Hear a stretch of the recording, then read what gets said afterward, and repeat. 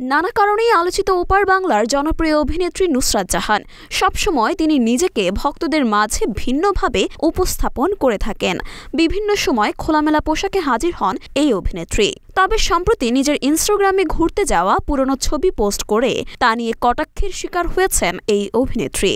আরজিকর কাণ্ড নিয়ে উত্তপ্ত গোটা শহর। এই সময় নায়ক নায়িকারা কোনো আনন্দ সেলিব্রেশনের ছবি পোস্ট করলেই সমালোচনা করতে ছাড়ছেন না অনুরাগীরা।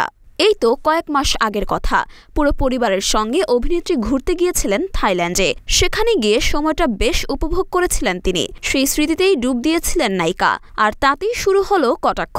সেই স্মৃতি যে তার জন্য বুমেরিং হয়ে যাবে সেটা নায়িকা হয়তো আশা করেননি। মূলত ২১ দিন হয়ে গেলেও এখনও পর্যন্ত ন্যায় বিচার পাওয়া যায়নি মৌমিতা হত্যাকাণ্ডের, যা নিয়ে সরব গোটা রাজ্য এবং দেশ।